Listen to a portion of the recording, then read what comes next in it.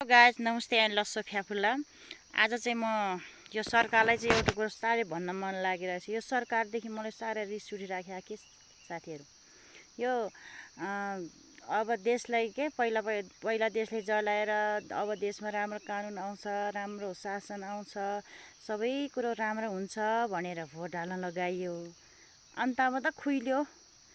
सब चिजको भाउ बढाएको छ। आफूले किन्ने चिजहरूको सबैको भाउ बढेको छ। बत्तीको करदेखि लिएर सब चिजको कर तिर्नु परेको छ।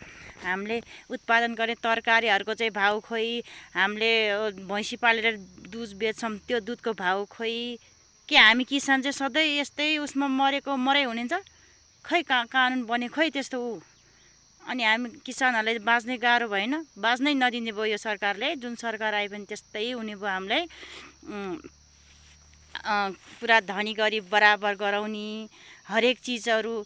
अनि अब नेपालीहरू विदेश जान नपर्ने गरी रोजगार दिने कति थियो पहिला त्यो जित्नुभन्दा अगाडि चाहिँ कति कुराहरू चाहिँ भएको थियो।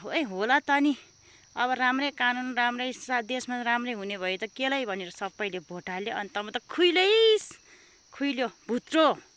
अहिले त ठुला रेस्लरहरूले श्रीमती नराम्रो तरिकाले मारिराखेको छ। खै त्यसमा के गर्ने हो? त्यसलाई फाँसीको सजाय दिने हो कि होइन? के हो यो? के हो सरकार? कस्तो कानुन हो तपाईँहरूको? अलि यसो किसानहरूलाई पनि अलि यसो हेर्नु पर्यो नि। किसानहरूको मर्क पनि बुझ्नु पर्यो नि। कति दुःख गर्नु परेछ, कति दुःख छ हामीलाई। अनि हामीले किन्नुपर्ने चिजको चाहिँ सबको आकाश पुगेको छ भाउ। हामीले बेच्ने सामानको चाहिँ जिरोमा। यस्तो तरिकाले नि हुन्छ? यस्तो तरिकाले हो भने यो काम छैन यो सरकार। मेरो लागि चाहिँ